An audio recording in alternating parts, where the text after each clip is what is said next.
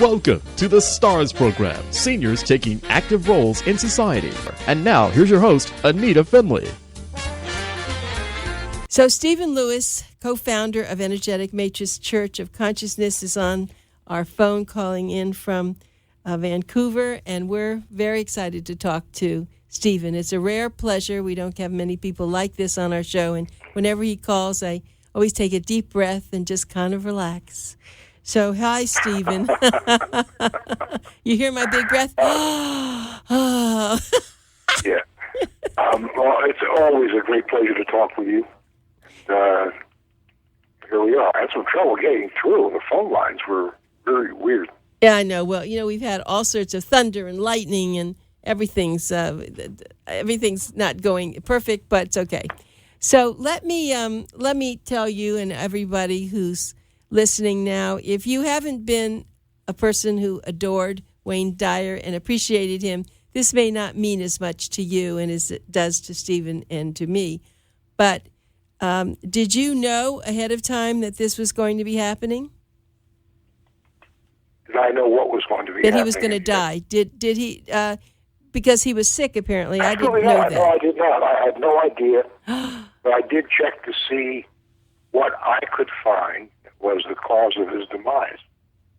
And I did find, basically, it was an insect bite. It was red hot, and the spider bite, and everyone knows how I feel about them. And it went to the brainstem. And the brainstem controls all the non-voluntary brain functions. It controls your breathing. If you have a problem in the brainstem, you may go to sleep, forget to breathe, and not wake up. Or your heart, you would forget to have your heart beat, etc. And so Wayne went to sleep and didn't wake up. And that happens. But I haven't looked at Wayne in maybe 5 or 6 months. I knew he had nothing left hereditarily, and that was it. So, no, I did not know, and that's the way it goes. Let me say this. We being humanity, have sustained a loss. Yes. Wayne was not so much an American as a citizen of the world and the universe. And as such, we have sustained the loss. He'll be back because, much as I love Wayne, he definitely was not perfect by my standards. And so he'll come back and try again, as will I and almost everyone I've ever met. If you believe in reincarnation, and I do. Okay. All that's left is to speak of, with warmth, speak of like our memories together, and I can do that for hours. Why don't you do them, some of that? How did you first meet him? How did I first meet him? Mm-hmm. A guy in New York who I haven't spoken to in God knows how long, had Wayne on his program. And this guy was on the AIM program, and he mentioned it to Wayne and gave him a book. And because I had sent this guy some books, and so he gave Wayne a book. Wayne took the book, was going to throw it out, but took it home. His wife read the book and flipped out. So then Wayne read the book because she got on his case. It's his former wife. And he contacted me, contacted the office, and it turned out he couldn't reach me because I was traveling in Florida. Huh. I was speaking in different places in Florida. Huh. He finally got a hold of me, and I was probably within 100 miles of his house. He called, we talked for a little while on the phone, I stopped over. I stayed over there. Really? And, oh, yeah. And I had my computer with me, and I said, well, you want to see what I do? I'll show you. I said, talk about it and talk about it. Let's just talk. Here. So I said, you have this problem. Came from your father. You have this from your mother. And on and on.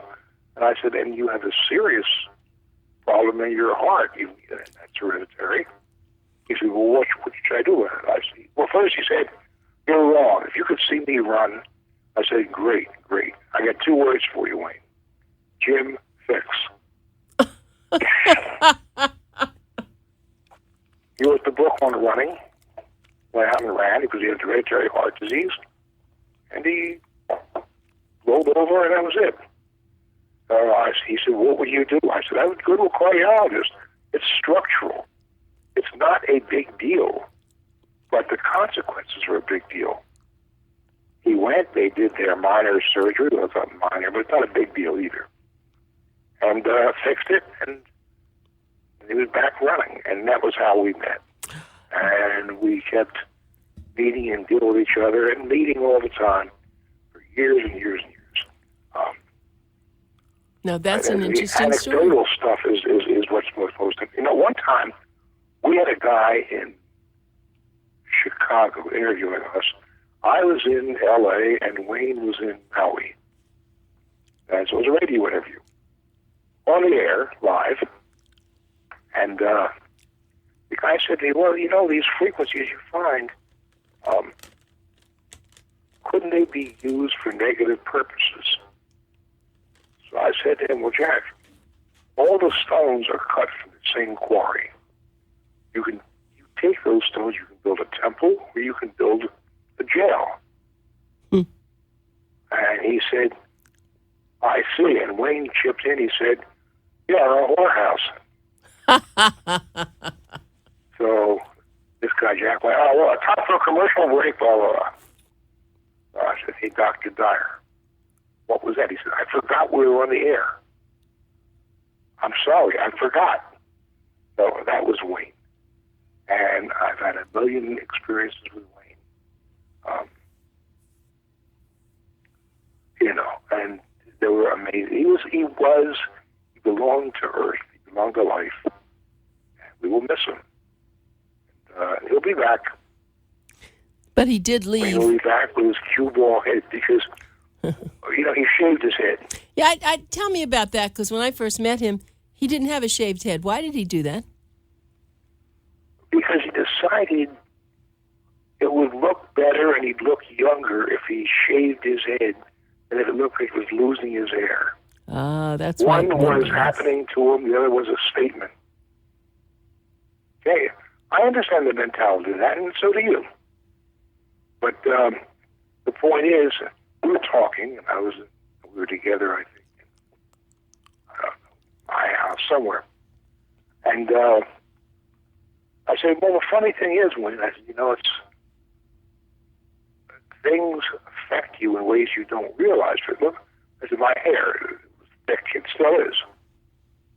And I said, not long ago, a few years ago, I have pictures of me with a big male pattern bald spot in the center of my head. I said, didn't bother me because my father had it and it still was. So I have a bald spot. It's like, those that go, oh my God, that man has a bald spot. Nobody cares. He said, now, I forgot I was talking to Wayne. And he said, any idiot can grow hair. I said, I'm not talking about anything other than it changed because something that caused me to lose hair is gone and my hair grew. He said, well, I'll tell you something. In my experience, the more hair someone has, usually the dumber he is. Look at nature. I can't even talk to you. It's too bizarre. That's funny. But anyway, there we go. It was always, we would always argue because he would always pick up something that wasn't said and start arguing with that. I said, who was talking about that? Although I remember one time he said to me, hey, Steve, this thing's happening with my photograph. I just remember I had my picture in the DMV.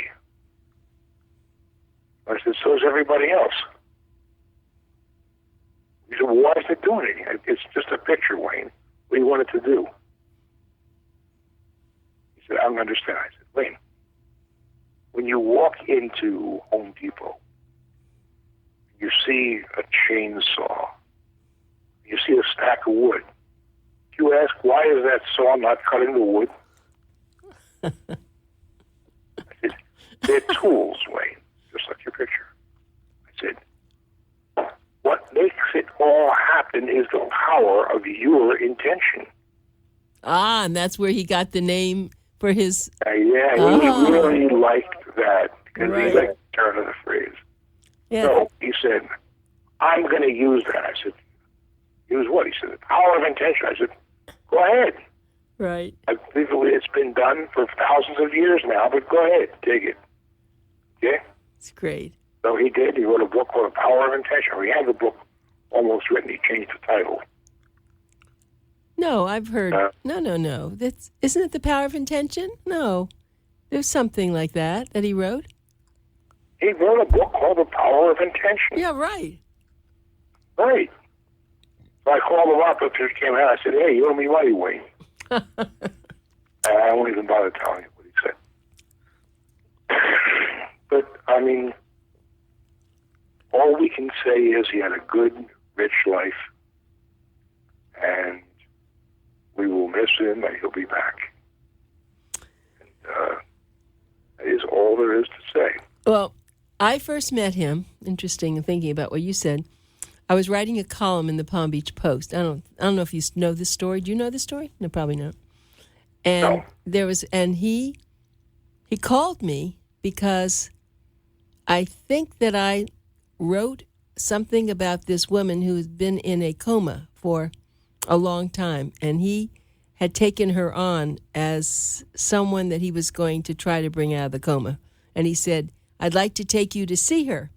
And it was in Miami, so he and his wife drove me down there to see this woman, and you probably know about her. Right now I'm lost for her name. It's been a long time. He wrote a book about her. I can't remember the name of that book either.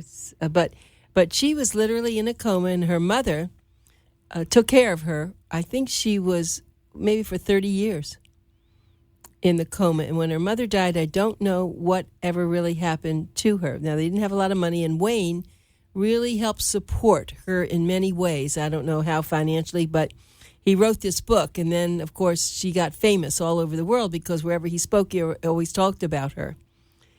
And she was the mother was fantastic. And the daughter, he would do tapes and give them to the daughter. He always felt she was going to come out of this. She didn't, at least as long as I knew her. But that's how I met him. Well, Wayne was always taking something under his wing. Well, Wayne did a lot for me. I mean, a great deal for me. And because he would speak, Wayne spoke to over 1 million people a year. And wherever he spoke, he was telling people about EMC², the AIM program, and me. Really? Oh, yeah. So all of a sudden, we were swamped. We were swamped with applications that had nothing to do with where I was speaking. So what the hell's going on? That's But what it came from Wayne Barris. And I called him. He said, I know what this is. I think everybody should do it. I'm going to try and make it happen. Well, that's, and he did. Power of intention, and he did, and of course it's helped. Absolutely. Yeah, it is such an amazing art. I call it an art and science that you have discovered and that you've been working at. But anyway, I did want to just do a little bit on Wayne Dyer because when I read it, I think I saw it on internet first, and I couldn't wait to write you and see what you thought. But I didn't know that. I don't think that came out that he was that it was a spider bite that went to his brain. Did that come out? I found it, and Then maybe it did. I just didn't see it, I guess. and that's it. And I had no need to pursue that any further. Right. Now, was he... Go There's ahead. nothing to do with it. He was already gone. Yeah. He had transitioned, Mm-hmm. and that was it. Was he married at the time? I knew that he was divorced, and then was he with someone? I didn't even know. He was in Hawaii, wasn't he? Wayne always had a woman. Yeah, I know. I mean, Was he married again? I don't think so. And was he in Hawaii when this happened? Yes. Mm-hmm. Yes, and he had not been working that much lately. There's been more and more time in Maui. And, what can I say? There's a lot of spiders everywhere, certainly including Hawaii. And he got bitten. And I used to argue with him. I used to tell him, but I said, you have to take some precaution against spiders because they carry bad stuff on you. I believe, because of my work, no spider would do anything that could hurt me. And I said, I know you believe that way, but they don't believe it. You've got to convince them. And there we were, back in the usual place. Wait a minute. Why did you pick on a spider? Argument everything, Polly. Wait, why did you pick on a spider? What made you even say about a spider? Well, I heard that he had transitioned. I looked to see why. No. I didn't mean that. I thought you were talking to him before he died about spiders. Oh, absolutely. Absolutely. Why? Why would you bring up spiders? Was that something that you saw, or how did you... Well, I had seen he had a couple of spider bites. I said, let me ask you a question. Oh, I see. Are you doing anything to reduce your exposure? He attracted them.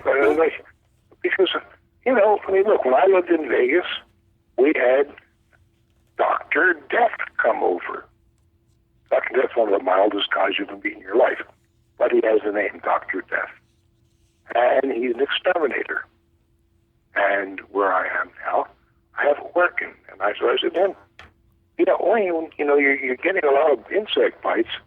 Are you doing anything to reduce the possibility of that? Oh. Some things are not just faith. I'm a very pragmatic guy. If you have too many bugs in your house, you get a bug killer. What can I tell you? And this is not any kind of a secret. And where he lived, it's Hawaii. There's tons of insects. Mm. It's the tropics. And so, and then the usual argument ensued. I believe, because of my work, no insect bite can hurt me. Okay. I said, okay. What you got to do is convince them of that. Insects. Because some of them may not know it. And there we were again, at the absurd. It's interesting that you would have said that to him and he winds up dying from it. Isn't that amazing?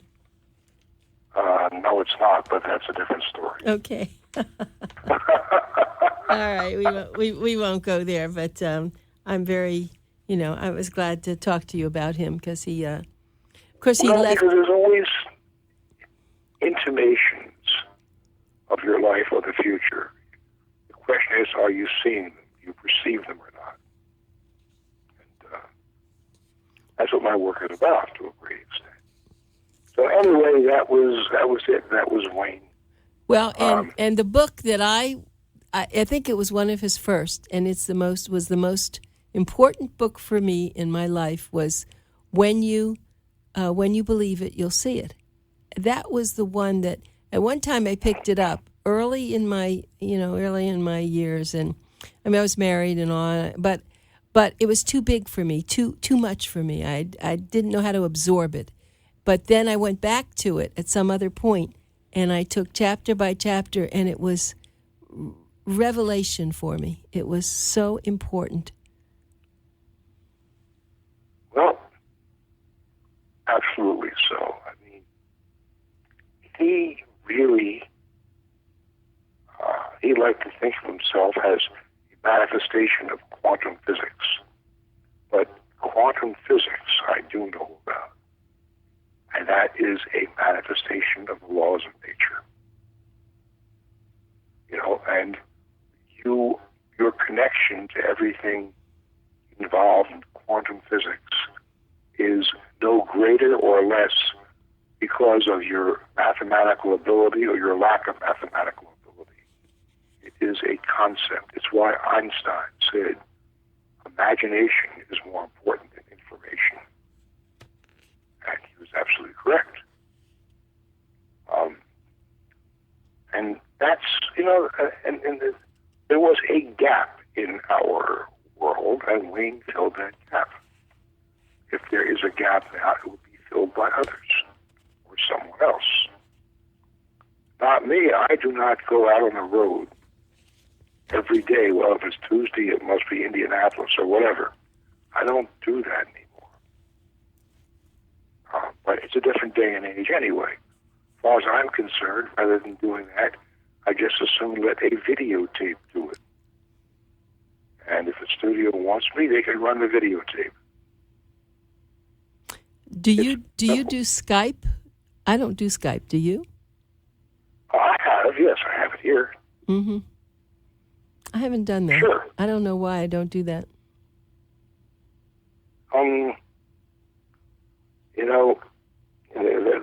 That's the subject of 10 programs that we could do. Somewhere inside me, I've come to perceive or believe that what I am is a messenger. I have a message. I am not a salesman. I have a message. And if I deliver the message, I go, okay, that's it. Look, good seeing you. Bye. And there's always someone else who hasn't heard it. And I do not have to go there by plane or train or bus. Let the tape, especially now, you don't even have to mail a tape. You can just transmit it electronically. Let it do the walking. And once I've delivered a message, I am absolved of that situation. It's then on you. What you do or don't do about it is between you and you, or you and God, whatever. But I'm out of the loop. If that makes any sense to you. Oh, absolutely. Oh, absolutely. Yeah, I mean, hey, I'm not there, and many people are under that misapprehension. They go, oh, can you convince me to do this? I go, well, perhaps I can, but I won't. Well, why not? Because I don't care personally whether you do or not. There are billions upon billions upon billions of people in the world. And I don't even know you. I have a message. I've delivered it. I can't presume to do anything else other than deliver the message. It's your responsibility. I have just finished my responsibility, which is to give you the message. Convince you to do it? No. Not at all. I don't even know if it's right for you. It's up to you.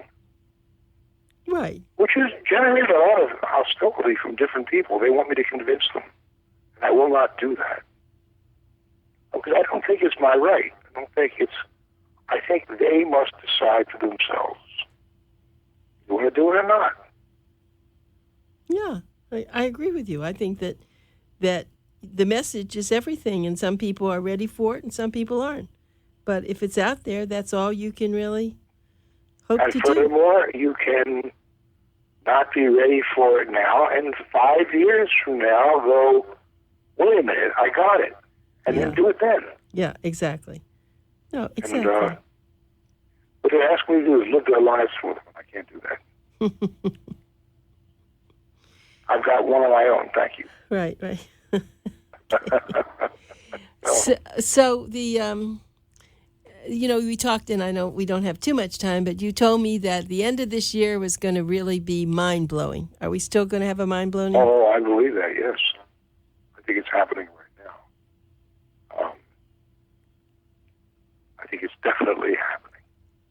I see it in terms of well-being and health. I see all these things occurring. Most of them are still a little bit under the radar. I think that's slipping so dramatically it'll be totally gone. I mean, it's like I was talking in where I live. It's a little area, community. Basically, act out of the woods. Now, it's also only a half hour from, well, I could call it a city, but a large town. Okay? But the point is, there's always a few places for sale. Anywhere. Suddenly, the woman who is kind of like the social maven of the community, she's always involved in everything, whatever the hell it is. Yeah. Said, you realize there's 14 places for sale? That's never happened. Well, I didn't knock on that, but I knew something was happening. I said, why is that? She said, well, there are that many people. Everyone's being told they have cancer or something. Oh, no. Oh, yes. Now, she's on the AIM program. Huh. And she said, what can I tell them? I said, nothing. I said, I gave these people, I said, I have a book. If you want it, I will give it to you. Because this is a little neighborhood. I wish to take an active role in my neighborhood by my standards. And that is to give you a book that a child can read. And a child can comprehend and get. Often when adults cannot. Because children are capable of just feeling something. It can't be reasoned or thought through, but it can be felt.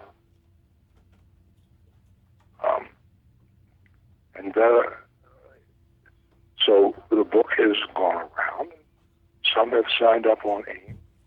Others have not. And I try not to make any distinctions in my mind. It's like, maybe they will, maybe they won't, whatever. I move on. Well, and we have to move on now because we're out of time. But this was great. I was waiting to talk to you I about picked my line carefully, didn't I? Yeah, it was perfect. My line was appropriate. It's perfect. But leave us move on. Yeah, but I was so happy to talk to you about Wayne and just hear you again. I love hearing you. You're good. And my feeling is that Wayne was an extraordinary man, and he had many things to give us, and he did. Yes. And he'll be back. Yep. And we wish him well because the journey never ends. Okay, my friend. So we will talk to you next month, I hope, and I want you to stay well. And we're going to move towards what you said is going to be happening, which I have no idea. Okay. Okay. Take care, Anita. All right. Thank you so much for being with us. Bye, Stephen. Pleasure. Bye.